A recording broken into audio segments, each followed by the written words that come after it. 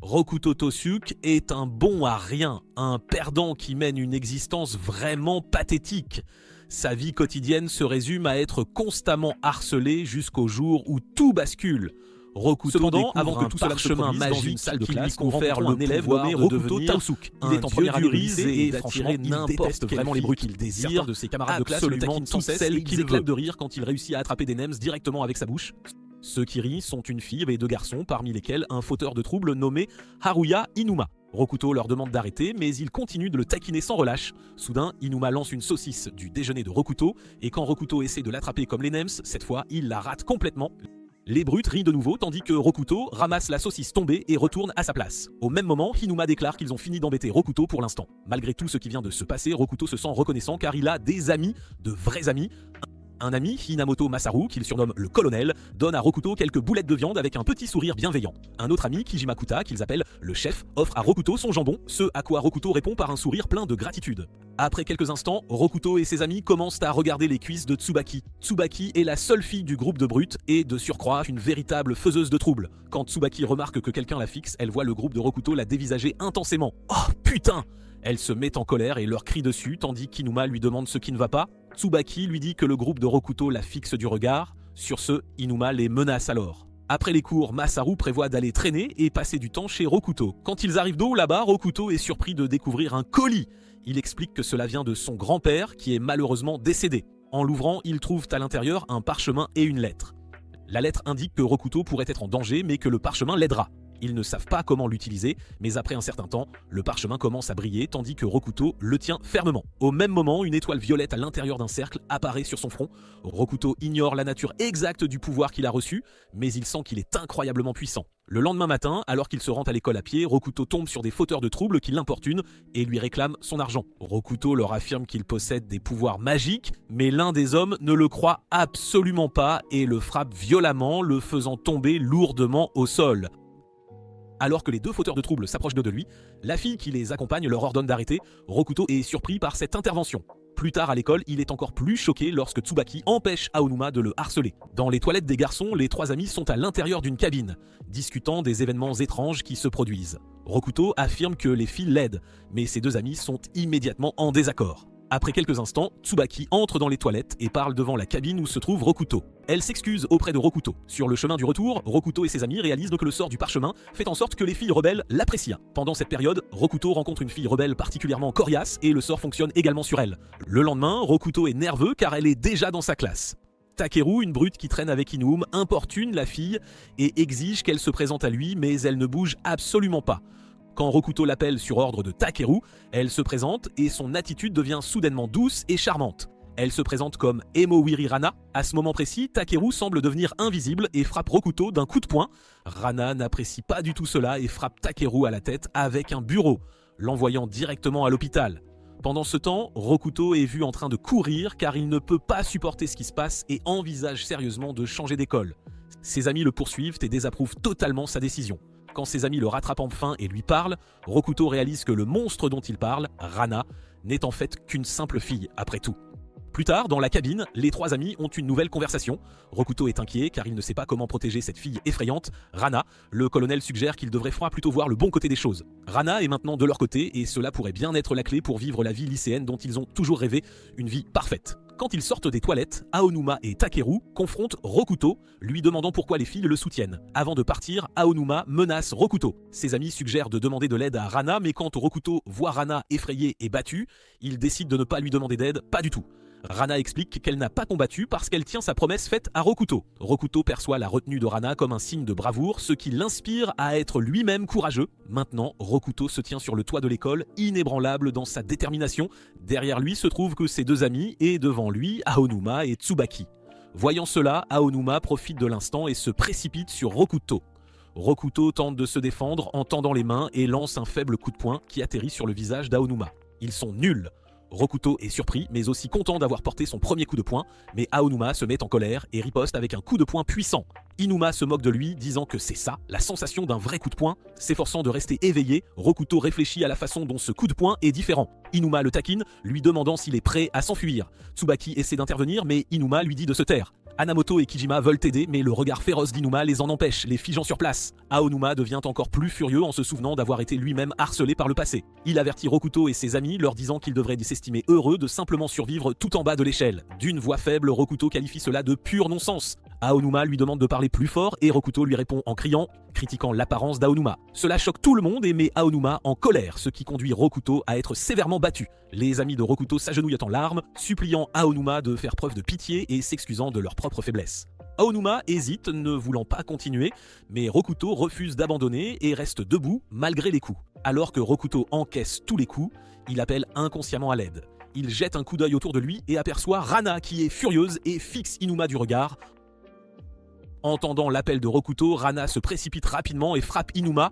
Alors que le coup de poing approche, la vie d'Inuma défile devant ses yeux. Le coup de poing de Rana le frappe violemment, l'envoyant voler et l'assommant sur le coup. Plus tard, Kijima demande à Rokuto s'il veut aller à l'hôpital, mais Rokuto insiste sur le fait qu'il va bien et qu'il n'a pas besoin d'y aller. Il remercie Rana pour son aide et dit nonchalamment qu'ils se reverront demain, ce qui la fait rougir. À l'hôpital, Tsubaki est avec Aonuma qui a maintenant le nez cassé et elle réfléchit à ce qui s'est passé. Aonuma avoue à Tsubaki qu'il a paniqué exactement comme il le faisait quand il était plus jeune. Il réalise que même s'il avait peur, Rokuto a tenu bon, prouvant ainsi qu'il n'était pas faible du tout. Le lendemain, sur le chemin de l'école, Rokuto croise Aonuma qui lui dit simplement de le suivre. Aonuma l'emmène dans un restaurant et lui achète des ramen. Il plaisante même avec ses propres brutes. Confus mais reconnaissant, Rokuto remercie Aonuma pendant qu'il mange. 4 gars d'un autre collège entrent. Aonuma présente Rokuto à ses jeunes et l'un d'eux reconnaît Rokuto comme quelqu'un qu'il a failli agresser auparavant. Rokuto réalise alors qu'il a été battu par un collégien qui semble pourtant beaucoup plus âgé que lui. Aonuma demande si Rokuto les connaît, Rokuto répond non, ce qui surprend et soulage le gars. Alors qu'Aonuma s'éloigne, Rokuto, toujours incertain, demande s'il y a autre chose.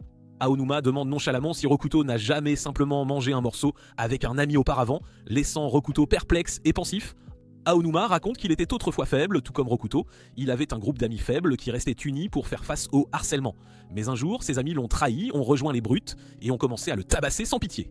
Depuis lors, Aonuma déteste les personnes faibles car elles dépendent des groupes, étant inutiles seules. Cependant, il a remarqué que les amis de Rokuto sont différents. Même s'ils sont faibles, ils se soucient sincèrement les uns des autres et s'entraident vraiment. Avant de partir, Aonuma avertit Rokuto que la brute la plus redoutable de leur école est à ses trousses, ce qui terrifie Rokuto au plus haut point. Le lendemain, à l'école, la déléguée de classe est sur le point de parler de leur bulletin de notes lorsqu'une petite fille entre dans la pièce. La déléguée de classe lui propose son aide, mais la fille la traite impoliment de sourcil de chenille. Il s'avère que cette petite fille est la fille d'un dieu de Baran et qu'elle cherche quelqu'un, Rokuto. Rokuto a peur et Aonuma le prévient d'être prudent, car cette fille, Asunata, est en réalité la brute la plus puissante de l'école. Aonuma se lève alors et dit à Asunata que si elle veut Rokuto, elle devra d'abord passer par lui. Inamoto essaie de rassurer Rokuto en lui disant que son charme pourrait plaire à Asunata si elle est une mauvaise fille, après tout. Cependant, la magie ne semble pas fonctionner du tout et Asunata dit avec colère à Rokuto qu'il va être purement et simplement annulé. Rokuto et ses amis sont choqués par sa réaction. Asunata appelle alors ses sbires à l'aide, mais Inuma se lève courageusement et déclare qu'il ne la laissera pas emmener Rokuto. Les sbires continuent de s'approcher de Rokuto, le faisant se demander pourquoi sa magie n'a pas fonctionné. Rokuto est confus et ne parvient pas à comprendre la raison. Il se reproche d'avoir été trop optimiste, pensant que son charme magique pourrait faire cesser Asunata de se battre et lui faire voir que se battre est une mauvaise chose. Aonuma tient tête aux sbires d'Asunata, mais soudain, Asunata sent que quelque chose ne va pas. Elle dit à ses sbires de reculer, elle remarque Rana qui lui lance un regard méchant et dit que Rana pourrait leur causer des problèmes, de gros problèmes. Asunata change d'approche et saisit la main de Rokuto, l'entraînant loin. Elle l'emmène dans un endroit calme et le surprend en ouvrant une porte sur une chambre de fille très bien décorée. Rokuto est choqué de voir qu'elle a une pièce dans l'école, c'est incroyable. Même s'il a peur, il entre et s'agenouille sur le sol tandis qu'Asunata est allongée sur le lit. Rokuto réalise que la pièce semble avoir été décorée par un enfant. Asunata interrompt ses pensées, louant sa jolie chambre et l'invitant à venir la visiter à tout moment. Rokuto hésite, mais Asunata insiste, affirmant que c'est un ordre de son patron. Elle le regarde curieusement, le qualifiant d'étrange, mais d'une certaine manière mignon. Rokuto se demande si son charme fonctionne, mais il commence à se sentir coupable, profondément coupable. Il réalise qu'il a manipulé les sentiments de toutes les filles rebelles qu'il a rencontrées à cause de cette magie. C'est bien. Soudain, Asunata semble triste et Rokuto s'inquiète pour elle vraiment beaucoup. Il pense qu'elle est peut-être tombée amoureuse de lui, faisant de lui son premier amour. Cela lui rappelle Miu, une amie d'enfance qui l'avait défendu lorsqu'il était harcelé. Rokuto a toujours chéri le souvenir de parler et de rentrer chez lui avec elle, faisant d'elle son tout premier amour. Cependant, des années plus tard, le cœur de Rokuto fut brisé lorsqu'il découvrit que Miu avait un petit ami et qu'il n'avait aucune chance car il ne possédait pas de moto. Non seulement cela, mais Miu avait abandonné son image innocente et était devenue une délinquante, une vraie. Il commence à penser que le premier amour devrait être un sentiment unique dans une vie et s'inquiète pour Asunata. Juste à ce moment-là, elle admet qu'elle se sent différente quand elle est avec lui. Rokuto comprend que c'est une énorme responsabilité pour lui et décide qu'il doit y mettre fin avant de s'attirer de sérieux ennuis. En discutant dans la chambre d'Asunata, Rokuto découvre qu'il sera de nouveau dans la même classe qu'elle. Asunata mentionne que Kurikata, qui est toujours avec elle, dit qu'ils vont abandonner l'école et causer encore plus de problèmes. Cependant, Asunata pense qu'aller à l'école tous les jours avec Rokuto serait vraiment amusant. À ce moment précis, Rokuto élabore un plan. Cette fois, il va montrer à Asunata que l'école est bien plus agréable que de causer des ennuis. Il vise à créer une vie lycéenne paisible et amusante pour tous. Le lendemain matin, toute la classe discute du sujet de leur exposé oral. Rokuto voit une opportunité et suggère avec confiance d'étudier la vie végétale. Asunata soutient immédiatement son idée, levant la main. Voyant cela, tous les autres camarades de classe lèvent également la main en signe d'accord. Bientôt, toute la classe est occupée dans le jardin, travaillant activement sur le projet. Le colonel et le chef s'approchent de Rokuto et lui disent « tout se passe bien ». Les choses en Bdoudou semblent se dérouler sans accroc, mais Kurikata n'est pas content de la tournure des événements. Il réalise que son plan pour faire rejoindre Asunata à l'Union Onoshima pourrait échouer, alors il commence à comploter quelque chose de vraiment maléfique. Avant de quitter la salle de classe, Asunata s'excuse auprès de Rokuto de l'avoir suivi partout ces derniers temps. Elle dit que Rokuto a peut-être une sorte de charme particulier. Elle mentionne également qu'elle est heureuse qu'ils soient devenus amis, de vrais amis. Après avoir dit cela, elle dit rapidement au revoir et s'en va. Asunata marche joyeusement vers le parterre de fleurs. Quand elle arrive, elle voit ses camarades de classe masculins fixer les fleurs. Elle s'approche d'eux avec un sourire, mais son sourire s'efface et elle laisse tomber son parapluie en voyant les plantes endommagées. Soudain, Kurikata apparaît et prononce des paroles pour qu'Asunata se sente encore plus mal. Rokuto se dirige joyeusement vers Asunata, prévoyant de visiter le parterre de fleurs et de lui donner un parapluie si elle en a besoin, bien sûr. Cependant, il est choqué par ce qu'il voit lorsqu'une forte pluie commence soudainement à tomber. Ses camarades de classe sont allongés sur le sol, à l'exception d'Asunata et de Kurikata qui étaient debout. Rokuto se précipite vers Kurikata pour vérifier son état. Alors qu'il s'approche, il remarque les fleurs complètement ruinées. Asunata, d'un ton froid et distant, blâme leurs camarades de classe pour cette situation. Rokuto lui demande si c'est elle qui a fait tomber leurs camarades de classe. Vraiment, il croit qu'Asunata a changé et qu'elle n'aurait pas pu faire une telle chose. C'est impossible. Kurikata l'interrompt rapidement, traitant Asunata de monstre. À ce moment précis, tout bascule. Rokuto avait pensé qu'aider Asunata à changer serait simple, mais il réalise qu'il s'est lourdement trompé. Au même moment, Asunata réalise que Rokuto est son tout premier amour. Kurikata et Asunata se retrouvent debout devant un grand groupe de délinquants. L'un des délinquants annonce qu'ils vont rejoindre leur groupe, c'est décidé. Certains des délinquants s'avancent, doutant d'Asunata à cause de son apparence. En réponse, Asunata leur montre toute l'étendue de sa pleine puissance. Kurikata, voyant la force d'Asunata, pense que cela lui facilitera la tâche pour atteindre le sommet. Alors que la pluie continue de tomber à verse, Rokuto est assis par terre devant le parterre de fleurs. Il se sent très triste à cause de tout ce qui s'est passé. À côté de lui, Rana est assise tranquillement, lui tenant compagnie sous la pluie battante. À ce moment-là, Rokuto demande à Rana une faveur, qu'il admet être très égoïste de sa part. Il lui demande d'aider à sauver Asunata et aussi de promettre qu'elle ne se blessera pas quoi qu'il arrive. Après avoir entendu la requête de Rokuto, Rana accepte immédiatement. Pendant que Kurikata et Asunata reçoivent des bagues pour montrer qu'ils font partie du groupe de l'Union Onoshima, quitter le groupe signifie perdre un doigt. Alors qu'Asunata est sur le point de mettre la bague, la porte s'ouvre soudainement avec fracas. Rokuto apparaît devant les délinquants et se présente avec une grande confiance. Il partage ensuite son rapport sur les fleurs. Tandis qu'il parle, les membres du groupe commencent à s'approcher de lui. Avant qu'il ne puisse lui faire du mal, Rana intervient pour le protéger sans hésiter. Asunata est choquée par la tournure des événements. Finalement, Rana ne peut plus le défendre car elle fait face à un membre du groupe. C'est alors que Kurikata intervient pour l'aider. À ce moment précis, Asunata semble très inquiète, vraiment très inquiète.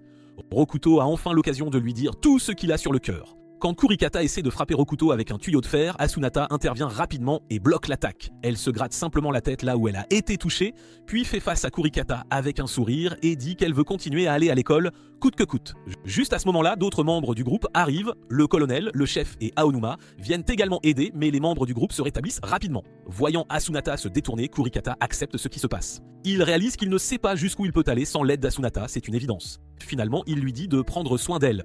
Pendant qu'il s'enfuit, Asunata mentionne qu'elle va renoncer à Rokuto parce que Rokuto et Rana sont déjà ensemble. Elle dit aussi qu'elle est heureuse parce qu'elle éprouve ses sentiments pour Rokuto, des sentiments sincères. Rokuto réalise qu'il a réussi. Cette fois, il est capable de sauver Asunata des problèmes qu'elle a rencontrés auparavant. Dans un monde rempli de moteurs bruyants, une personne fascinante incarne la discipline et la justice tout en chevauchant une moto avec détermination.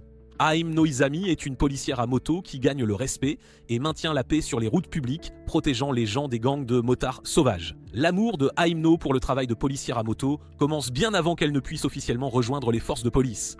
Un jour, Haimno est en patrouille endossant son rôle de rêve plus tôt qu'elle ne l'avait imaginé. Au même moment, Masaru et Kijima félicitent Rokuto d'avoir obtenu son permis et lui disent qu'il a beaucoup de chance de l'avoir, une chance incroyable. Puis Inuma apparaît sans Mupro avec une moto tape à l'œil ayant l'intention de la donner à Rokuto. Au début, Rokuto n'aime pas cette moto voyante, mais il réalise ensuite qu'obtenir une moto grâce aux efforts d'Inuma est un grand honneur, un immense honneur. Inuma explique qu'il a obtenu cette moto incroyable qui appartenait auparavant à son aîné pour 10 000 unités. Le coût n'a aucune importance car l'ami de Rokuto propose généreusement de la payer, démontrant ainsi leur forte amitié, une amitié solide.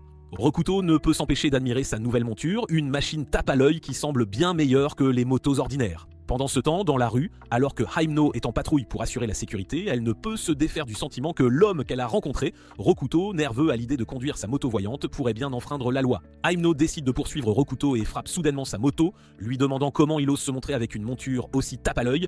Elle est sur le point de frapper Rokuto à nouveau, mais alors le sort de Rokuto agit sur elle instantanément. Elle tombe amoureuse de lui au premier regard, imaginant Rokuto comme s'il était un prince sur un cheval blanc, ce qui l'a fait s'arrêter net. Après cette rencontre effrayante avec l'officier à moto blanche, Rokuto rend la moto tape à l'œil à Inuma. Alors qu'il se promène sur le campus de l'école avec ses amis, Haimno apparaît et se présente à Rokuto, lui rendant sa carte d'identité qu'il avait laissé tomber la veille. Dans son esprit, elle est contrariée que le prince blanc enfreigne en réalité la loi sur la route, mais elle garde son calme, un calme olympien. Elle est sur le point de confronter Rokuto, mais Inuma apparaît avec la moto tape à l'œil. Elle demande à qui appartient la moto et ils répondent honnêtement. Après avoir découvert qui est le propriétaire, Haimno avertit Rokuto de ne plus jamais monter sur cette moto, mais Rokuto refuse, ce qui fait fuir Haimno en larmes, complètement désemparée. Cependant, elle revient bientôt avec un tricycle et invite Rokuto à se promener avec elle.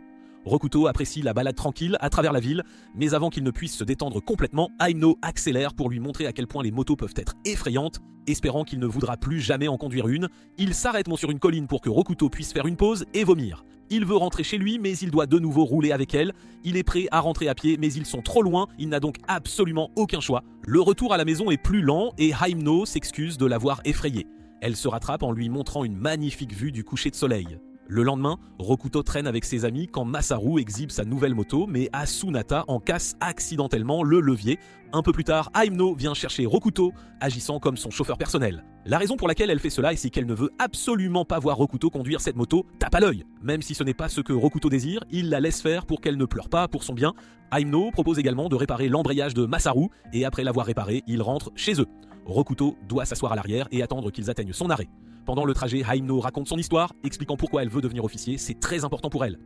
Tout a commencé il y a des années, lorsqu'un officier à moto blanche l'a sauvé d'une attaque de gang de motards. Quand ils arrivent, ils concluent un accord. Haimno le laissera conduire une moto tant qu'il sera suffisamment responsable. Puis elle reprend son chemin, sereine. Après cela, Rokuto rentre chez lui quand un homme l'intercepte, l'interrogeant sur un officier à moto blanche après avoir vu la photo d'Himno que ses amis lui avaient montrée. Rokuto est effrayé et se souvient de l'avertissement d'Inuma concernant le gang Onashima. Il nie tout savoir pour préserver la tranquillité d'Himno et l'homme disparaît. Cette nuit-là, Rokuto retrouve ses amis pour discuter d'Himno.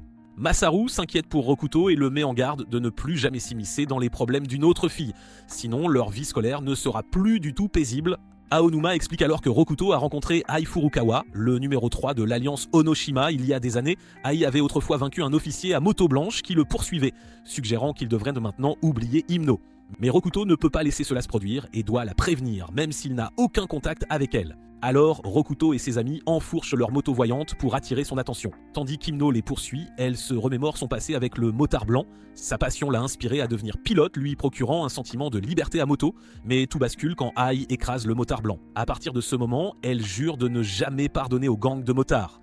Alors qu'elle s'apprête à attaquer la moto de Rokuto, elle le reconnaît et s'arrête. Rokuto la met en garde contre l'alliance Onoshima, mais Himno reste déterminée, elle ne pardonnera pas à Ai ce qu'il a fait et est bien décidée à l'arrêter. Dans une autre partie de la ville, l'alliance Onishima tient une réunion et annonce que l'officier à moto blanche sera présent à leur rassemblement le lendemain. Pendant la réunion, un membre défie Ai dans une course, le vainqueur prenant la tête du gang. Naturellement, Ai, toujours en quête d'excitation, remporte la course. Pendant ce temps, Rokuto persuade ses amis qu'il est du devoir d'un homme de protéger une femme, aussi évident que de fermer un robinet après l'avoir utilisé. Alors, ils décident qu'ils doivent faire tout leur possible pour protéger Himno des gangsters. Le lendemain, Masaru informe Rana que la santé de Rokuto s'est aggravée, ils doivent donc reporter leur excursion. Se sentant triste, Rana s'assied sur un banc jusqu'à la tombée de la nuit. Pendant ce temps, Himno poursuit Ai sur la route. Ei est impressionné par son dévouement et sa vitesse, mais parvient à s'échapper vers un coin où son gang l'attend. Il l'invite à rejoindre leur gang et la met en garde contre les conséquences si elle refuse. Himno refuse catégoriquement, déclarant qu'elle préférerait mourir plutôt que de les rejoindre. Ai et son gang acculent Himno, mais Rokuto et ses amis apparaissent pour allier pour la soutenir. Ai reconnaît Rokuto et se présente. Excité par le défi, Aoi propose un jeu, un match à mort de chat avec les 4 groupes d'étudiants contre son gang. Pendant que Rana est toujours au parc, 2 hommes l'approchent et lui demandent si elle veut les rejoindre. Se sentant désespérés, ils finissent bien par s'éloigner et choisissent de regarder le combat entre Onashima et la petite équipe de Rokuto. La mention du nom de Rokuto éveille l'intérêt de Rana, alors elle les suit discrètement, se sentant sombre et morose. Pendant ce temps, Ai explique les règles de leur jeu à Rokuto qui est comme un jeu de chat normal mais avec des motos.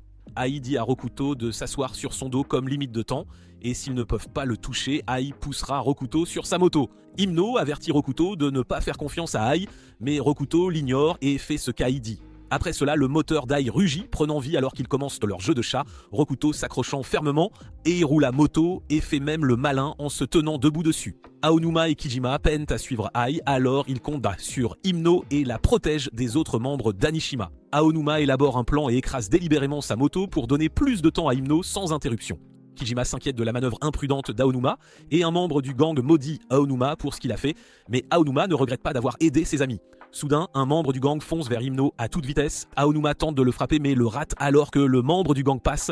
Masaru poursuit également le membre du gang, roulant à la même vitesse. Le membre du gang saute sur le trottoir où un pilote inexpérimenté comme Masaru ne peut pas le suivre.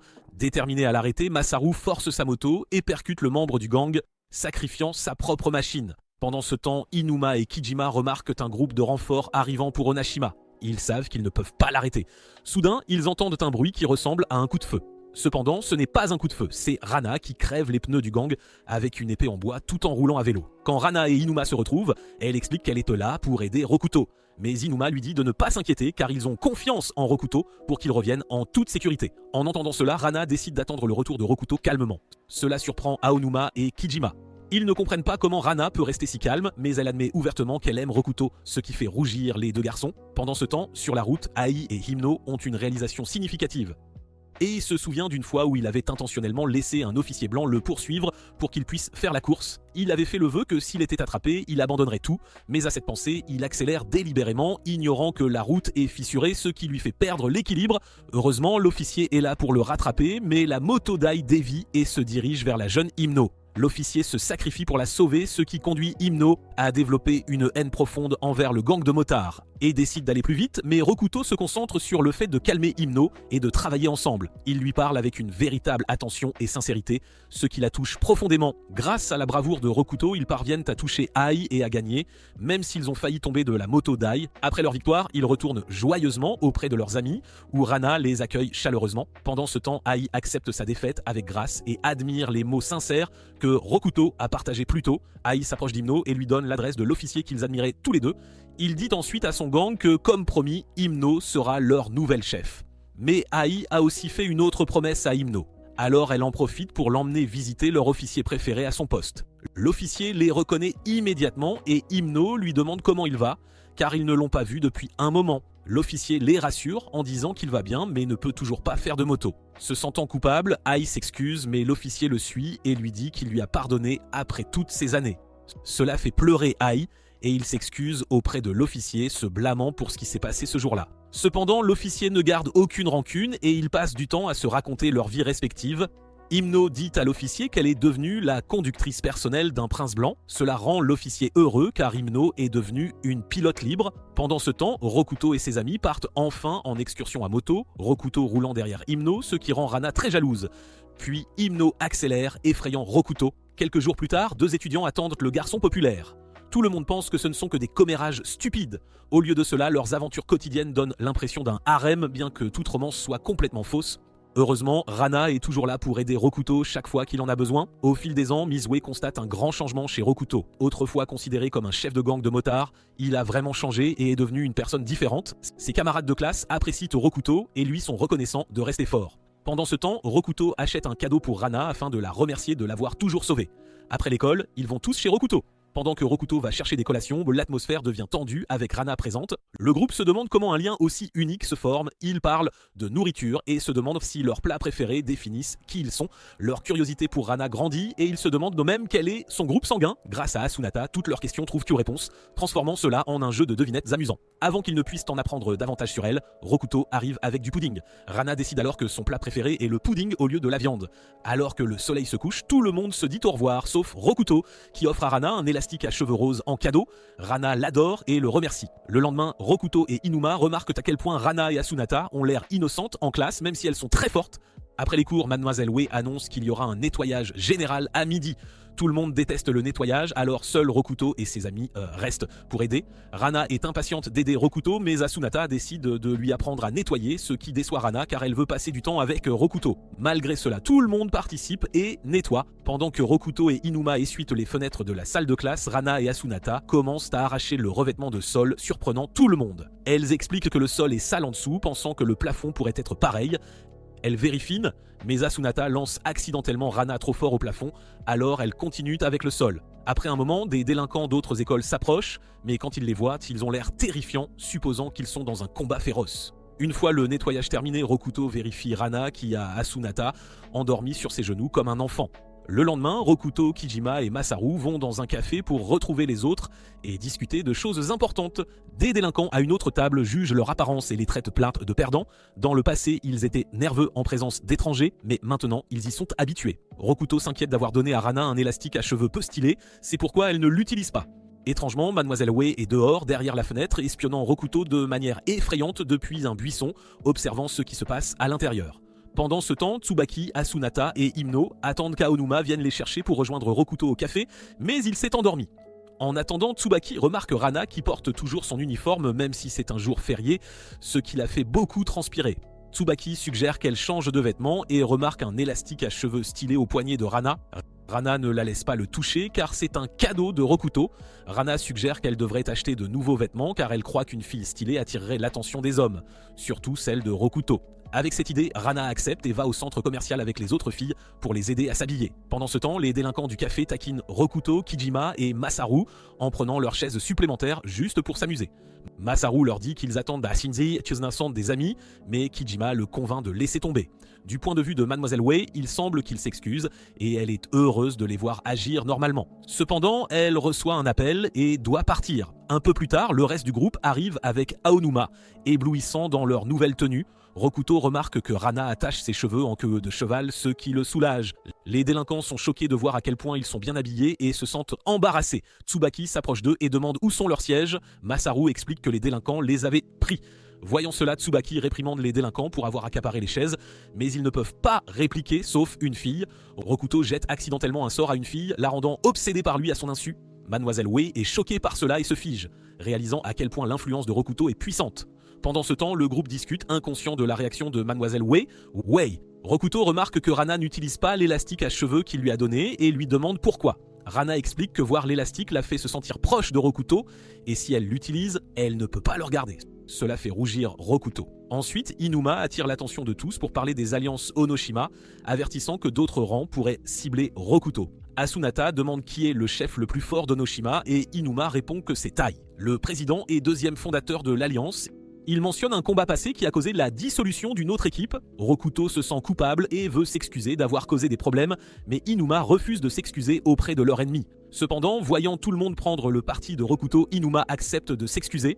Au même moment, sur le campus de leur école, le deuxième fondateur d'Onoshima, qu'ils ont mentionné plus tôt, est là pour exécuter leur plan. Cependant, leur cible n'est pas Rokuto, ils sont en fait là pour Rana. Dans le passé, Rana est la raison pour laquelle Onoshima a été détruite, terrifiant leur chef Daoji. Maintenant, Rokuto et ses amis sont sur le toit, planifiant des excuses au chef d'Onoshima. Tsubaki se précipite, disant que l'alliance Onoshima entre dans leur salle de classe. Rokuto insiste pour qu'Inuma s'excuse et se dépêche d'aller en classe. Juste à leur arrivée, le professeur présente les membres d'Onashima comme de nouveaux élèves. La classe est choquée, murmurant des questions. Daoji se présente, s'excuse pour l'entrée soudaine et révèle leur identité. Il assure à la classe qu'ils n'ont pas l'intention de causer de problème. Rokuto et ses amis sont surpris par ce transfert. Daoji dit à Rokuto que leur gang veut être digne de confiance et admire sa bravoure. Daoji souhaite une relation positive avec Rokuto. La classe est choquée de voir le chef d'Omori et le chef d'Anishima se serrer la main. Des rumeurs se répandent sur la force d'Anishima. Sur le toit, Daoji parle de leur plan pour faire entrer une certaine fille dans Onoshima. Il ressent à la fois de la peur et de la curiosité à son égard. Le délégué de classe demande des idées pour le festival scolaire, rendant tout le monde tendu. Masaru se sent nerveux à côté de Daoji. Rokuto et Rana s'inquiètent du regard de Yashiya. Misui se sent ignoré dans la classe bruyante. Après les cours, Masaru, Kijima et Rokuto se cachent dans les toilettes, parlant de leurs inquiétudes concernant l'alliance Onoshima et le sort de Rokuto. Ils conviennent d'agir normalement et d'éviter les bagarres. Ils discutent des filles d'Onoshima, Yashiya fixant Rokuto et Kazino agissant normalement. Ijima dit de traiter les filles de la même manière et de viser la paix. Après avoir quitté les toilettes, Reino les surprend en entrant. Elle essaie de tenir la main de Rokuto, mais il se retire et s'enfuit, elle le suivant. Masaru et Kijima voient cela, réalisant que Rokuto devient populaire auprès des durs à cuire de la classe 1-2. Pendant ce temps, Daoji essaie de discuter avec Rana, mais elle lui lance un regard. Rokuto apprend que Reino est une fille et il parle de Kazino, qui est un garçon mais à l'air féminin avec du maquillage. Reino avertit Rokuto de ne pas toucher Kazino car il réagit fortement. Elle demande à Rokuto de garder le silence sur ce qu'il sait. Rokuto accepte et se demande si le gang Onashima est au courant. Reino confirme qu'ils savent et avertit Rokuto d'être prudent avec Daoji car les mensonges ne fonctionneront pas s'il l'interroge. Si Daoji le découvre, cela pourrait causer des problèmes. Rokuto se demande pourquoi Reino partage un secret aussi risqué et Rana est également incertaine, se sentant étrange car elle n'est pas du genre à révéler des secrets. Rana avoue ses sentiments pour Rokuto, ce qui le déroute. Elle s'approche en larmes, mais s'enfuit. En classe, Daoji pose des questions personnelles à Rana, mais elle reste silencieuse. Aonuma est mal à l'aise avec Daoji et Akai avertit Aonuma de ne pas fixer Daoji car Daoji peut lire dans les pensées à partir des expressions faciales. Daoji le démontre en connaissant les réponses sans qu'on les lui dise. Daoji a peur car pour la première fois, il ne peut pas comprendre Rana. Quand Rokuto entre, Rana sourit et l'accueille, surprenant Daoji. Rana prend des nouvelles de Rokuto, lui demandant s'il va bien. Rokuto dit qu'il va bien, mais Rana redemande inquiète. Daoji pense que Rokuto est trop ordinaire pour combattre son gang, mais réalise que Rokuto est important pour Rana. La vie au lycée Amore avec l'alliance Onoshima semble normale.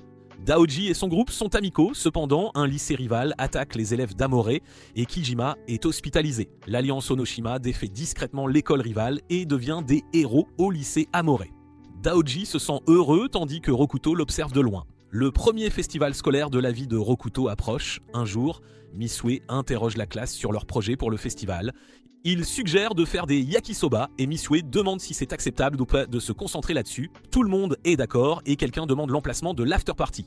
La discussion se termine rapidement et Rokuto se plaint que cela se termine trop tôt. Kijima pense au yakisoba et Masaru dit que personne ne semble intéressé par le festival.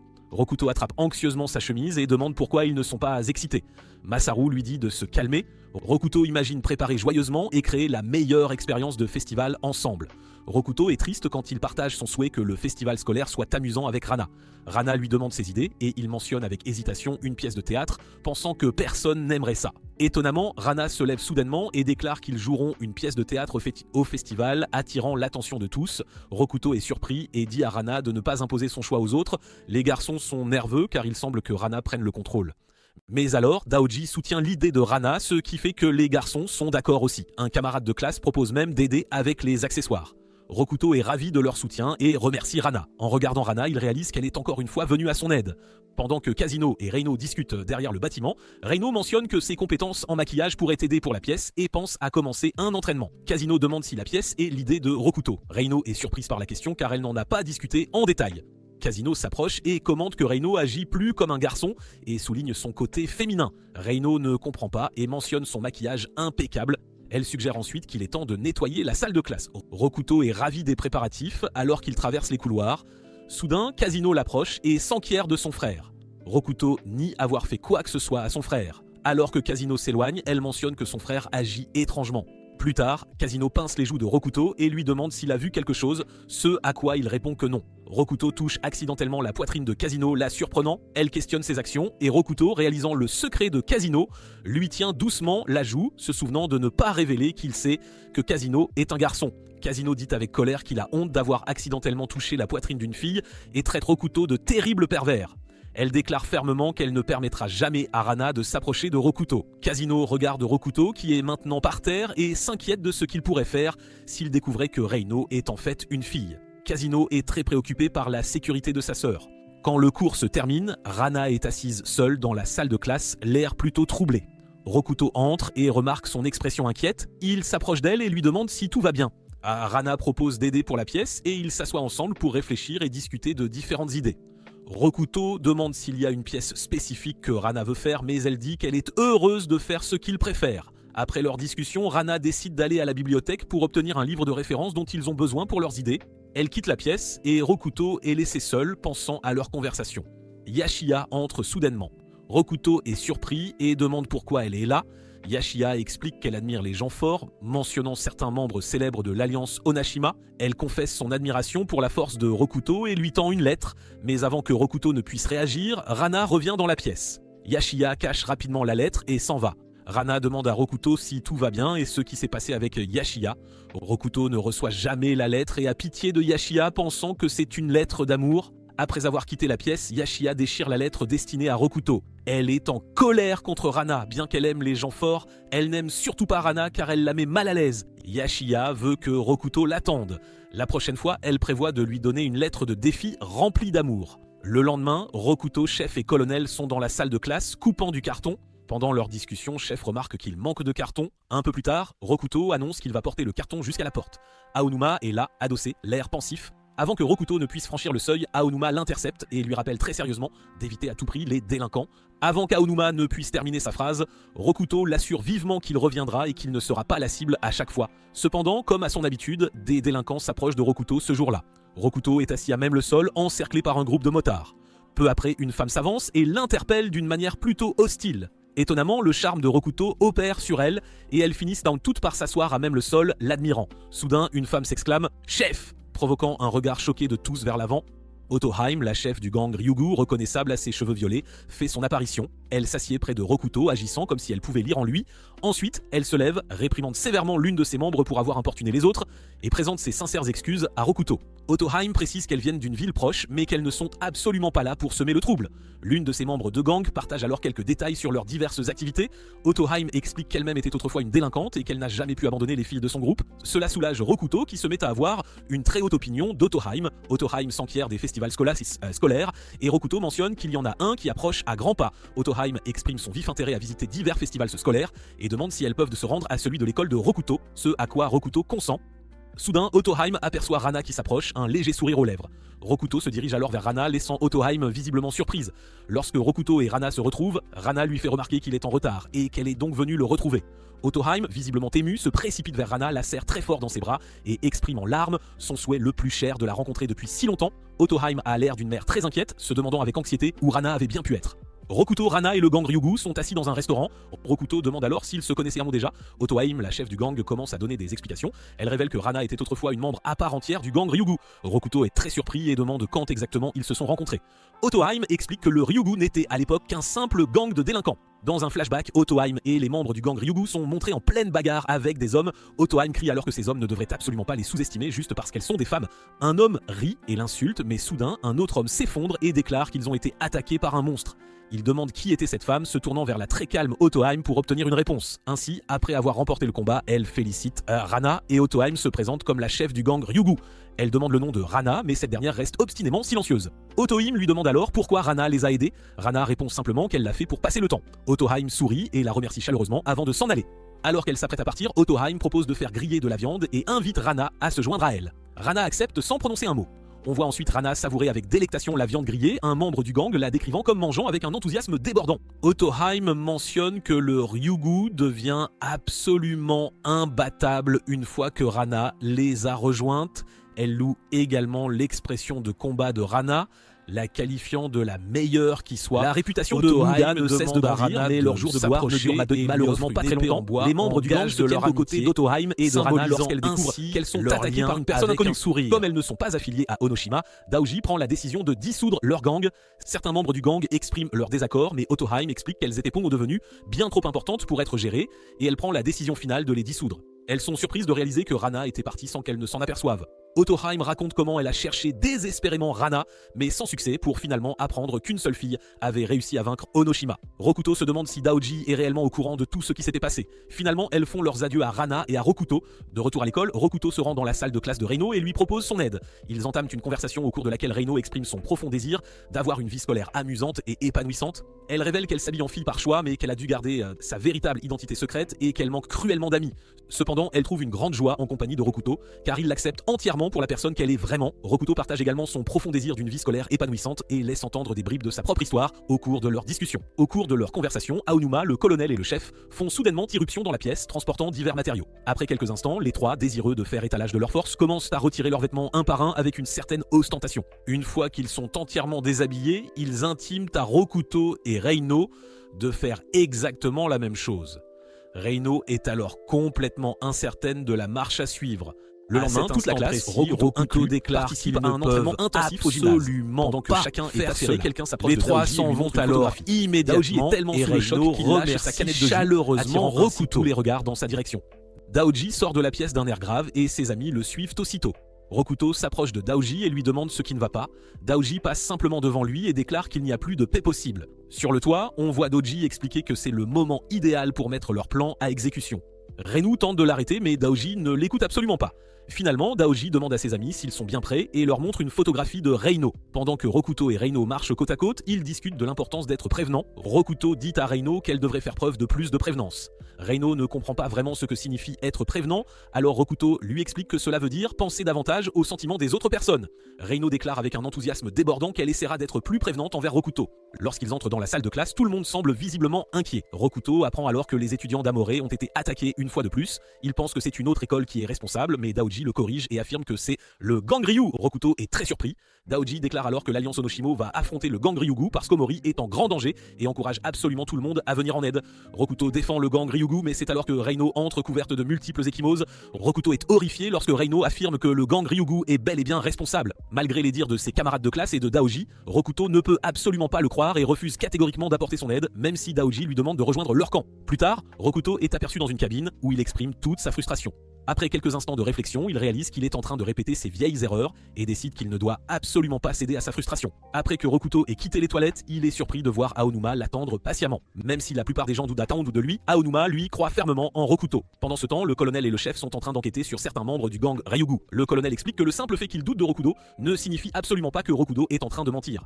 C'est précisément la raison pour laquelle ils sont en mission de reconnaissance. Abordons maintenant la conversation entre Rokuto et Inuma. Ils réalisent de tous les deux que Rana est en réalité la cible principale de Daoji. Dans la scène suivante, à l'intérieur de la salle de classe, Daoji est assis juste devant Rana. C'est à ce moment précis que Daoji commence à exercer une forte pression sur Himeri. Il utilise Rokuto pour convaincre Himeri d'aider à détruire le Ryugu et à rejoindre l'alliance Onashima. Après avoir entendu la requête de Daoji, Rana l'attaque. Elle est encore hésitante et n'est pas du tout d'accord avec Daoji. Mais après que Daoji ait mentionné l'importance de prendre en compte les sentiments de Rokuto, Rana se souvient de ce que Rokuto avait dit sur le fait d'être prévenant. Soudain, elle comprend tout et ses émotions ne sont plus du tout bloquées. Pendant ce temps, Rokuto et Inuma sont aperçus courant vers Rana, mais ils n'ont encore rattrapé personne sur leur chemin. Ils entendent la voix de Daoji provenant de l'extérieur du bâtiment, annonçant que Rana a rejoint l'alliance Onishima et qu'elle les aidera à vaincre le Ryugu dès demain. Daoji dit à Rokuto qu'il n'est pas du tout fait pour Rana et le met au défi de descendre s'il souhaite récupérer Rana. Il dit à Rokuto que pour une fois, il devrait descendre directement en enfer. Daoji affirme que Rokuto ne comprendra pas, mais s'il veut récupérer Rana, il devrait les rejoindre et pénétrer dans les ténèbres. Daoji suggère que lorsque Rokuto verra à quel point l'obscurité est véritablement effrayante, il réalisera alors que lui et Rana appartiennent à des mondes complètement différents. Rokuto a le cœur complètement brisé alors que Daoji lui dit au revoir et attend avec une impatience non dissimulée le festival scolaire. Aonuma tente de le réconforter, lui disant qu'il ne devrait pas être triste, car même si l'union Onoshima dit à Rokuto qu'il avait raison depuis le début, le Ryugu n'était pas un mauvais gang, tout cela n'était qu'un coup monté absolument pas seul. Aonuma demande davantage de détails et Masaru explique qu'ils ont suivi deux filles à l'allure dure dans une ruelle et les ont vues agresser violemment un étudiant. Les filles ont affirmé qu'elles venaient du Ryugu et qu'elles prévoyaient d'attaquer le lycée dès le lendemain, mais ensuite ils ont surpris les filles en pleine conversation et ont réalisé que c'était en réalité Reino et Casino, déguisés, qui se faisaient la passer pour des membres du Ryugu et attaquaient les étudiants. Masaru se demande à présent qui a réellement blessé Reino et pense que Reino a peut-être utilisé du maquillage pour simuler ses ecchymoses. Il demande à Rokuto ce qu'il compte faire par la suite. Rokuto décide qu'ils doivent absolument empêcher les filles du Ryugu de se rendre au festival scolaire. Asunata demande s'il sait comment les contacter, mais Rokuto admet qu'il n'en a aucune idée. Ils décident alors de bloquer le passage aux filles pour qu'elles n'atteignent pas l'école. Aonuma souligne que cela implique de retarder leur plan pour récupérer Rana et Rokuto est d'accord tant que l'équipe Ryugu demeure en sécurité. Il prévoit de trouver une autre occasion de récupérer Rana plus tard. Cependant, ils craignent que si Rana blesse Otoheim, elle ne puisse jamais retrouver une vie normale. Le jour du festival scolaire, les fauteurs de troubles sont postés à l'extérieur, prêts à affronter l'équipe du Ryugu. Daoji annonce le plan de la nouvelle union Anishima visant à vaincre le Ryugu avec l'aide précieuse des étudiants d'Omori. Leur coup de maître final implique que Rana les défasse. Une fois que l'école aura retrouvé sa tranquillité, il prévoit de trouver une bonne raison de s'en aller. Daoji interroge Rana sur le fait d'avoir abandonné Rokuto ou d'hésiter à affronter Otohan. Rana assure qu'elle est parfaitement prête, cependant, elle avertit que si Daoji ose faire du mal à Rokuto, elle passera à l'action, laissant certains membres du groupe visiblement effrayés. Daoji demande quels sont les élèves de première année qui manquent à l'appel et apprend que Rokuto et son groupe sont absents comme il s'y attendait. Ande se demande s'il devrait s'inquiéter que Rokuto contacte le Ryugu, mais Daoji est au contraire très excité de voir ce que Rokuto va entreprendre. Rokuto et Masaru utilisent des émetteurs-récepteurs pour localiser le Ryugu.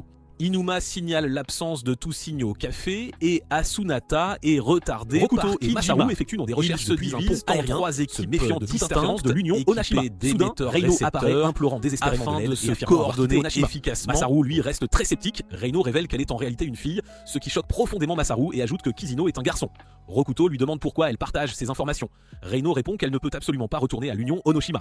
Rokuto suggère alors de travailler ensemble et peut-être de convaincre Kizino de les rejoindre. Soudain, Reino assomme Masaru d'un coup sec et révèle qu'elle est en réalité Amano, le frère aîné de Ryo. Amano déclare que Reino a trahi l'Union et qu'elle devra en subir les lourdes conséquences. Rokuto est complètement stupéfait et reste sans voix. L'équipe de Ryuga progresse résolument vers l'école. Aonuma et les autres réveillent de Rokuto, qui se sent profondément triste, mais Aonuma le rassure en lui disant qu'ils doivent absolument se rendre à l'école. Le garçon informe Daoji que le Ryugu est arrivé. Daoji lui ordonne de les guider jusqu'au gymnase et de suivre scrupuleusement le plan établi. Les étudiants d'Omori s'occuperont des autres membres du Ryugu, Amano interrompt la conversation, visiblement contrarié par le sentiment de Reino envers Rokuto. Il l'appuie sévèrement pour s'être retourné contre lui. Avoué Kazino remet en question le choix de Reino et s'inquiète vivement de la réaction d'Amano. Kazino blâme Rokuto et jure de se venger de manière implacable. Dans le gymnase, Akai ordonne aux garçons d'encercler les filles du Ryugu. Himno révèle alors la méprise sur l'identité, ce qui sème la confusion chez Akai et les garçons. Les garçons demandent qui est la véritable Otoheim et tous les motards retirent leur casque, révélant qu'ils sont en réalité des hommes déguisés en filles. Ils rient bruyamment et se moquent d'Akai pour être tombés si facilement dans leur piège. Akai réalise alors que ce sont d'anciens membres de l'équipe Daiai, un ex-leader de l'Union Onoshima. L'un des garçons s'approche d'une fille qui porte encore son casque, lui demandant si elle fait partie de l'équipe du Ryugu. La personne le frappe violemment, révélant qu'il s'agissait en réalité d'un homme qui appelle rapidement Akai, lui disant de revenir immédiatement car la véritable équipe du Ryugu se trouve à la porte principale. Les filles du Ryugu sont confuses car il n'y a personne aux alentours, se demandant si c'est bien un festival scolaire. Otoheim ressent une profonde tristesse en voyant cet endroit complètement vide. Tsubaki arrive et dit aux filles qu'elles doivent partir sans plus attendre. Akai tente de diriger les garçons vers la porte de l'école, mais la fausse équipe du Ryugu leur barre le chemin. Rokuto et ses amis se précipitent vers la porte de l'école. Il est très inquiet pour Otoheim, mais Masaru lui dit de ne pas s'en faire. Si le plan visant à arrêter le Ryugu échouait, Masaru et Kijima avaient demandé à Himno et Tsubaki de venir les rejoindre. Ils ont informé le Ryugu que les filles constitueraient leur plan de secours, qu'ils ont baptisé Opération Faux Ryugu. Himno et son groupe affrontent Akai et les garçons. Cependant, les filles n'écoutent absolument pas et se demandent à l'équipe pourquoi Inuma les recherche. Tsubaki leur dit s'éloigner le plus possible de l'Union et qu'elle devrait simplement suivre ses instructions pour leur propre sécurité. Otoheim calme Tsubaki et la jeune fille qui se montre argumentative. Elle dit aux filles d'obéir à Tsubaki et promet qu'elles pourront entendre toutes les explications plus tard. Certains garçons n'étaient pas allés au gymnase et Tsubaki est surprise et demande si elle est une sorte de maman, mais les filles inquiètes, mais Otoheim s'avance affirmant qu'elles sont le premier garçon qui se précipite sur elle, absolument pas se battre, faisant marquer une pause aux autres. Otoheim dit aux filles de s'en aller pendant qu'elles restent en arrière, leur promettant de les rejoindre un peu plus tard. Yashiya se trouve à la porte. Tsubaki tente de lui parler, mais Yashiya projette Tsubaki en l'air d'un coup de pied. Otoheim sauve Tsubaki en la repoussant et en interceptant le coup de pied de Yashiya. Elle intime aux filles de s'en aller, les filles s'éloignent sur leur moto pendant qu'Otoheim reste inébranlable en tant que chef du gang Ryu, prête à les protéger coûte que coûte. L'une des filles hésite, très inquiète pour Otoheim, mais Na l'assure qu'Otoheim est forte et qu'elle peut tout à fait gérer la situation. Durant le combat, Otoheim esquive avec agilité tous les coups de poing de Yashia. Lorsque Otoheim lance un coup de poing, Yashia perçoit la menace et l'esquive, ce qui fait que le coup de poing d'Otoheim frappe et déforme une lourde porte en fer située à proximité. Les toutes dernières filles s'en vont après avoir été témoins de cette scène. Cependant, une jeune fille est capturée par les hommes de Doji qui menacent de lui briser le bras si Otoheim refuse de coopérer. Otoheim obéit alors sans la moindre discussion. Rokuto et son groupe arrivent finalement à l'école et découvrent Tsubaki complètement dévasté. Tsubaki leur explique que la majeure partie du gang Ryugu a réussi à s'échapper, mais qu'Otoheim a été capturé. Elle s'excuse car ils ont pris son émetteur-récepteur, coupant ainsi toute communication. Rokuto devient de plus en plus anxieux, puis son émetteur-récepteur émet un bip avec la voix de Daoji. Ils lèvent les yeux et aperçoivent Daoji et son équipe qui leur intiment de faire demi-tour car ils détiennent déjà Otoheim captive. Rokuto s'adresse à Daoji, lui demandant si son plan était de faire en sorte que Rana les rejoigne et si tout leur temps passé ensemble à l'école n'était qu'une mascarade. Daoji taquine Rakuto affirmant que Rana était déjà engagée sur une mauvaise pente et que Rokuto tentait de la ramener vers une vie normale. Rokuto n'est absolument pas d'accord, déclarant que leur bonheur ne devrait en aucun cas être décidé par Daoji. Daoji avertit Rokuto, lui disant que s'il n'est pas d'accord, il se retrouvera contre l'union Onoshima et en subira les conséquences. Il offre à Rokuto un choix crucial, soit mener ses amis dans les ténèbres, soit continuer à vivre à la lisière du bonheur. Rokuto refuse catégoriquement d'accepter l'offre de Daoji. Daoji dit à Rokuto d'abandonner car Rana ne pourra jamais être heureuse d'une manière normale. Rokuto lui hurle en retour, promettant de s'assurer que Rana trouvera un bonheur véritable et durable. Rana entend ses paroles et tout le monde, y compris l'équipe de Doji et les amis de Rokuto, est sous le choc. Masaru et Kijima montrent leur soutien en saluant Rokuto avec respect. Rokuto réalise que ces mots ont pu être interprétés comme s'il voulait épouser Rana, alors il tente de s'expliquer. Aonuma lui dit que tout va bien et qu'ils savent désormais précisément ce qu'ils doivent faire. Daoji, excité par ce revirement de situation, déclare que son plan était presque entièrement réussi. Aonuma rassemble le groupe et insiste sur la nécessité de se rendre rapidement sur le toit avant que Rana ne blesse qui que ce soit. Mais cela ne sera pas du tout facile car ils sont encerclés par les garçons d'Omori qui sont désormais leurs ennemis et ne les laisseront absolument pas passer. Pendant ce temps, Daoji s'entretient avec Otoheim, lui disant que c'est leur toute première rencontre. Na demande à Daoji ce qu'il espère tirer de leur chute.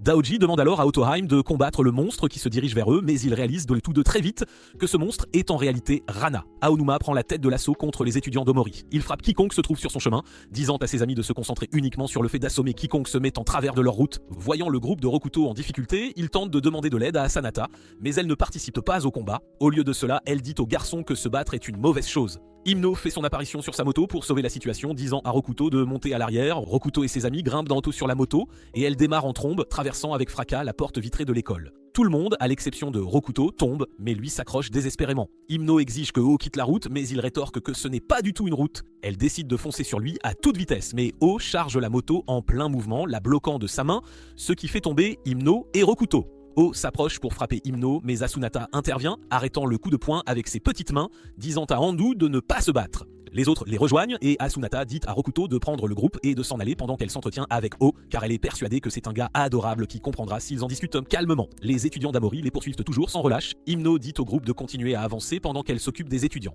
Handu tente de les arrêter, mais Asunata le distrait en rampant autour de lui, permettant ainsi à Rokuto et à ses amis de passer. Daoji donne l'ordre à Rana de combattre Otoheim afin d'aider Rokuto.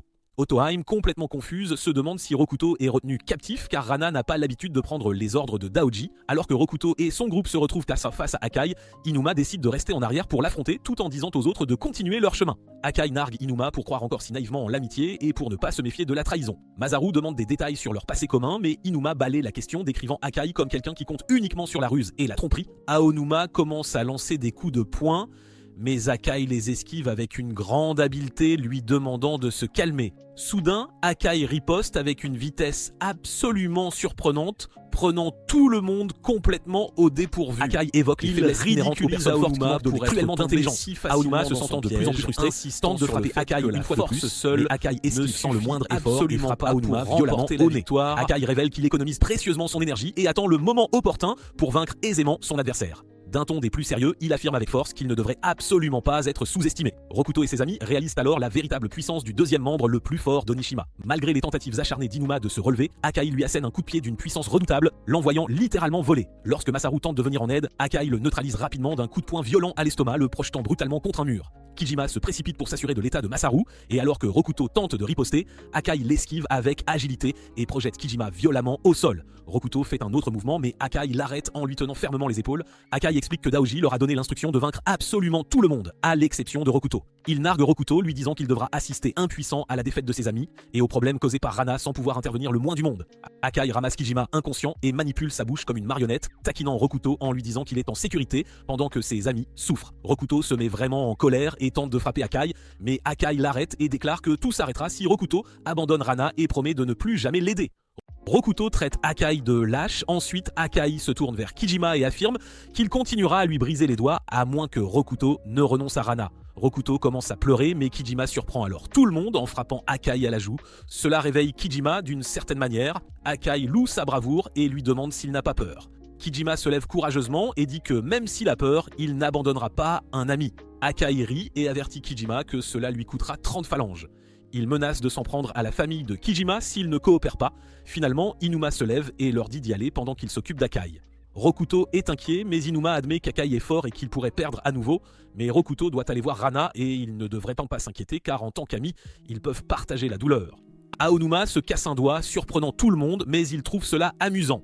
Akai, furieux, demande si Aonuma se moque de lui, puis se précipite vers Aonuma. Aonuma réalise qu'Akai utilise sa tête dans les combats, il doit donc être intelligent. Akai pense qu'il sera facile de battre Aonuma avec un doigt cassé, mais Inuma le choque en frappant avec la main blessée, mettant Akai à terre. Rokuto et ses amis avancent, tandis qu'Inuma reste pour affronter Akai, lui disant qu'il connaît son style de combat. Akai est furieux, et Inuma lui dit d'arrêter de faire semblant et d'être sérieux. Akai commence par un coup de poing à la mâchoire d'Inuma, le frappe violemment à l'estomac et lui assène des coups répétés à l'abdomen. Aonuma s'écrase contre la fenêtre mais continue de se dire d'endurer la douleur et de rester conscient. Akai est prêt à achever Inuma, mais Aonuma voit une opportunité et tente de le frapper. Le coup manque de peu, mais Akai l'évite rapidement. Akai pense qu'Aonuma ne peut pas riposter. Aonuma attrape la main d'Akai, le projetant contre un mur. La force du choc fait qu'Akai reçoit un coup de poing d'Aonuma, le mettant KO. Aonuma pense que même s'il n'est pas très fort ou n'a pas beaucoup d'énergie, ses amis lui ont appris à être résistant. Mais Akai rit, disant qu'avec Aonuma et Asunata incapables de se battre, les trois ne survivront pas. Ils affrontent Tamano et Rokuto décide de le confronter, pensant que suivre l'instruction de Daoji de ne pas toucher Amano pourrait les aider. Amano rit et mentionne qu'ils ont un membre de gang prêt à enfreindre cette règle, désignant Casino. Amano se met à rire follement et dit à Casino d'attaquer Rokuto. Akai dit à Inuma que tout est fini et qu'il faisait juste semblant d'être amis. Inuma sourit, saisit son appareil de communication et demande aux autres de gérer la situation, ce que Rokuto et ses amis acceptent. Il assure à Akai qu'ils sortiront victorieux, faisant confiance aux capacités des trois. Masaru et Kijima encouragent Rokuto, croyant qu'il peut parler raisonnablement à Rana et les aider à réussir. Ils sont déterminés à ne pas laisser leur travail acharné être vain. Ils s'associent et décident qu'Anandi de retenir Amano pendant que Rokuto monte les escaliers. Cependant, Amano est prêt et utilise un extincteur sur eux, les faisant tomber dans les escaliers. Amano commence à insulter sa sœur Reino, la traitant de déception. Cela met Rokuto en colère, qui se demande pourquoi Amano parle si durement de sa sœur. Amano répond qu'il est son frère, elle aurait dû lui obéir depuis longtemps. Casino est derrière Rokuto. Rokuto réalise que Reino a rejoint l'Union Anashima à cause de l'influence d'Amano, même si elle aime l'école et désire une vie scolaire normale. Il essaie de frapper Amano, mais Casino l'arrête. Amano ordonne à Casino de s'occuper de Rokuto pendant qu'il gère Masaru et Kijima. À la surprise générale, Casino lâche Rokuto et lui donne un rapide baiser sur la joue, laissant tout le monde perplexe. Elle sourit alors et révèle qu'elle est en fait Reino. Elle remercie Rokuto et lui dit de lui laisser le reste. Amano est furieux qu'elle aide Rokuto. Reino dit à Rokuto d'y aller et traite Amano d'idiot de ne pas l'avoir reconnu malgré son maquillage. Amano est contrarié que sa sœur l'ait trahi. Rokuto continue d'avancer, reconnaissant pour toute l'aide qu'il a reçue. Il pense à Reino mais se reconcentre rapidement sur l'atteinte du toit. À l'étage suivant, il trouve Takeru et d'autres garçons inconscients. Avant qu'il ne puisse comprendre ce qui s'est passé, il est tiré dans une salle de classe qui ressemble à une chambre de torture. Dans le coin de la salle, Yashiya lit un poème d'amour à Rokuto. Nerveux à l'idée de l'affronter, il se lève, pensant qu'elle ne lui fera pas de mal à cause de l'ordre de Daoji. Mais à sa grande surprise, elle le frappe avec un fouet. Yashiya révèle alors qu'elle ne suit pas les ordres de Daoji et n'a rejoint l'Union que pour s'amuser. Elle explique qu'elle n'a jamais trouvé son homme fort idéal avant de rencontrer Rokuto et croit qu'ils sont destinés à être ensemble. Rokuto s'inquiète pour sa sécurité mais décide d'utiliser son amour pour lui à son avantage. Il demande s'il peut aller sur le toit mais elle refuse, disant qu'elle aime vaincre les hommes forts et coriaces comme lui. Rokuto réalise qu'il ne peut pas la raisonner. Yashiya commence à le frapper avec le fouet et il endure la douleur, terrifié pour sa vie. Elle le tire alors inopinément près d'elle pour le réconforter, ce qui déroute Rokuto. Après cela, elle lui bande les yeux et alors qu'il essaie de l'enlever, elle met le fouet en feu. Sans s'en rendre compte, Rokuto continue de se défendre, lançant des coups de poing et lui disant de reculer. Yashiya s'éloigne. Maintenant, elle voit Rokuto non pas comme un garçon faible, mais comme un homme fort et musclé, au point puissant, lui intimant de rester à l'écart. Rokuto comprend que Yashiya est attiré par les hommes forts, et à cause d'un sort, elle le perçoit comme très puissant. Utilisant cela à son avantage, il retire rapidement le bandeau, adopte une posture audacieuse et l'effraie, croyant qu'elle a peur. Il lui ordonne fermement de garder ses distances ou d'en subir les conséquences, la faisant craindre qu'il ne révèle sa vraie nature. Même si Yashiya essaie de l'arrêter, Rokuto se vante d'avoir géré Amano, Akai et Ando en seulement 3 minutes. Elle le défie de le faire en 1 minute et il change rapidement pour 30 secondes. Comprenons maintenant pourquoi elle est la meilleure combattante de l'Union Aonuma, Rokuto, qui ne veut pas se battre, essaie de lui faire voir la différence entre leurs capacités. Son stratagème ne fonctionne pas, car elle continue de le fouetter, le faisant grimacer. Ignorant la douleur, il dit que ce sera facile, mais elle lui répond que plus son adversaire est fort, plus elle est excitée. Alors qu'elle l'attaque, Yashiya se souvient de ne pas avoir pu s'approcher de lui à cause de sa force. Le voir blessé et montrer de la faiblesse la rend heureuse. Elle appelle cela le véritable amour et continue de le fouetter sans s'arrêter. Lorsque Yashiya marche accidentellement sur une bouteille, elle trébuche et manque de tomber par une fenêtre ouverte. Rokuto la rattrape juste à temps et elle lui demande pourquoi il l'a sauvée. Il répond qu'il était évident qu'elle allait tomber. Yashiya est confuse, car malgré toute la douleur qu'elle lui a causée et sachant qu'il aurait pu facilement la battre, il a quand même choisi de la sauver. Cela éveille un nouveau sentiment en elle, faisant battre son cœur et elle voit Rokuto encore plus fort qu'avant. Submergée par l'excitation, elle s'évanouit. Rokuto en profite pour courir vers le toit. Daoji, voyant Rokuto, est surpris et se demande ce qui est arrivé à tous les exécuteurs. Il ne pensait pas que Rokuto y arriverait. Il croyait qu'Inuma et Asunato étaient assez forts pour l'arrêter et qu'Amano, Ando et même Yashio l'auraient empêché de passer. Cependant, Rokuto a surmonté tous les obstacles. Reprenant enfin son souffle, Rokuto appelle Rana qui est actuellement en train de combattre Otoheim. Daoji est inquiet, mais Rana ne répond pas. Rokuto crie son nom à nouveau, mais elle continue de se battre. Otoheim et Daoji sourient et disent qu'il est trop tard, disant à Rokuto de regarder à quel point elle est heureuse, affirmant que c'est la vraie nature de Rana. Rokuto s'en fiche et essaie d'aller vers elle, mais Daoji le plaque au sol. Rokuto se débat, demandant à Daoji de le laisser partir, mais Daoji lui dit d'oublier Rana. Il demande ensuite si Rokuto sait comment il est devenu le chef d'Anoshima, expliquant qu'il comprend comment rendre les gens heureux en leur donnant ce qu'ils désirent le plus. Il mentionne les désirs individuels de chaque membre. Amano voulait l'affection fraternelle, Akai aspirait à la victoire, Yashiya désirait des hommes forts et selon Daoji, le désir le plus profond de Rana est la violence. Rokuto n'est pas d'accord avec la déclaration de Daoji concernant Rana et continue de se débattre pour se libérer. Pendant ce temps, Otoheim parvient à tenir tête à Rana, esquivant ses coups de poing. Elle craint que si Rana lui porte un coup solide, ce ne soit la fin pour elle. Otoheim est épuisé et tombe. Au moment où Rana est sur le point de la frapper, Rokuto s'interpose, ce qui fait que Rana arrête son coup de poing. Rokuto pousse un soupir de soulagement, s'agenouillant. Rana lui demande pourquoi il est si blessé et il sourit, lui disant de ne pas s'inquiéter. Il lui demande d'arrêter de blesser Otoheim, expliquant qu'Otoheim est une amie importante pour elle. Comprenant ces mots, Rana s'agenouille, demandant à Rokuto de tendre la main. Il obtempère et elle place l'élastique à cheveux qu'il lui a donné dans sa main. Elle révèle à Rokuto qu'il est temps pour leurs adieux. Rana dit à Rokuto qu'il est une bonne personne mais qu'elle ne l'est pas. Rokuto n'est pas d'accord, disant qu'elle est bonne aussi. Rana pointe Otoheim du doigt, disant qu'elle n'a jamais vu ses amis ni ceux de personne d'autre, seulement Rokuto. Rokuto ne le croit pas. Elle dit qu'elle n'aime que se battre, pas l'école ou les amis. Alors elle pense qu'elle ne devrait pas être près de lui. Rokuto lui demande pourquoi elle se sent triste. Elle dit que ça fait mal mais ne sait pas pourquoi. Plus elle devient violente, plus elle l'aime. Rana commence à pleurer et Rokuto réalise que ses sentiments sont influencés par un sort.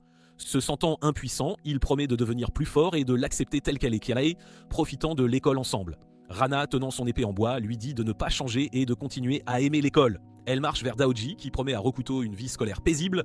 Otoheim appelle Rana, mais elle l'ignore. Daoji est satisfait que Rokuto ait révélé la vraie nature de Rana. Rokuto empêche Daoji de partir, disant qu'il ne peut pas emmener Rana. Rana est surprise. Rokuto insiste que Daoji doit le battre d'abord. Daoji accepte, pensant que cela pourrait être intéressant si Rokuto gagne. Rana avertit Daoji d'un regard et il comprend. Rokuto est déterminé à devenir plus fort, surprenant Rana. Daoji ne veut pas se battre mais accepte si Rana est d'accord. Rokuto se précipite sur Daoji, mais un seul coup de poing le met à terre. Daoji trouve le sacrifice de Rokuto faible, sachant que cela fera partir Rana. Daoji continue de frapper Rokuto, disant que sa détermination ne l'aidera pas.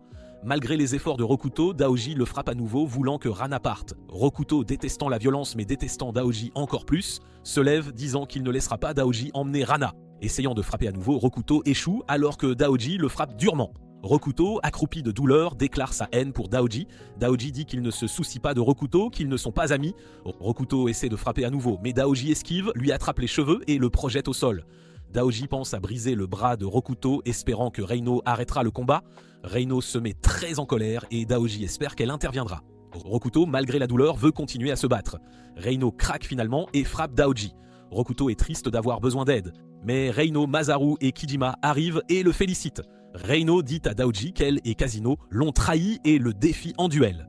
Rokuto intervient, disant qu'il gagnera par sa propre force. Asunata arrive avec Inuma, s'excusant d'être en retard. Himno et Tsubaki apparaissent également. Daoji s'irrite. Masaru dit à Rokuto qu'il veut se battre seul. Daoji réalise que ses alliés ne viennent pas et se prépare à combattre. Reino attaque la première, mais Daoji esquive et la frappe. Masaru, Inuma et Kijima suivent, mais sont facilement vaincus. Asunata essaie de donner un coup de pied, mais est projetée. Himno la rattrape sur sa moto, évitant les blessures. Rokuto essaie d'étrangler Daoji, mais Daoji le retourne et le jette sur Inuma et Tsubaki.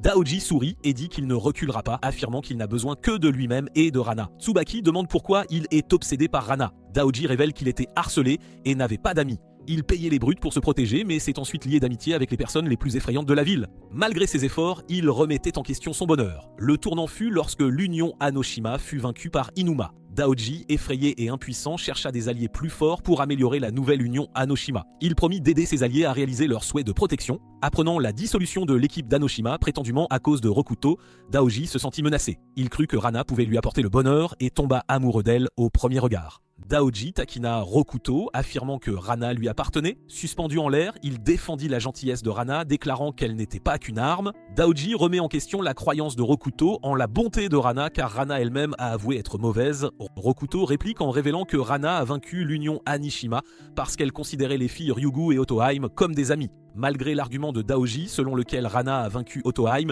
Rokuto défend Rana, soulignant qu'elle n'a pas utilisé l'épée en bois, symbolisant leur amitié. Rokuto mentionne la gentillesse cachée de Rana. Otoheim s'approche de Rana, interrogeant ses sentiments pour Rokuto. Rana se souvient de leur première rencontre, mais reste silencieuse. Masaru demande à Daoji de libérer Rokuto, mais Daoji pousse Rokuto, frappe Masaru, lui marche sur le visage et défie le prochain adversaire. Les spectateurs hésitent et Daoji espère qu'ils continueront à le craindre secrètement. Daoji a du mal car il continue de riposter, il frappe Kijima, mais Kijima ne reste pas à terre. Ensuite, Reino et Inuma essaient d'attaquer ensemble, mais Daoji esquive et les repousse. Himno rattrape Inuma et Masaru essaie d'étrangler Daoji pendant que Tsubaki et Kijima le maintiennent au sol. Cela rend Daoji furieux et il repousse tout le monde, les traitant de faibles. Mais Inuma se lève et dit qu'ils ne sont pas faibles. Otoheim demande à Rana si elle ressent quelque chose en les regardant se battre et si leur temps passé ensemble ne signifie rien.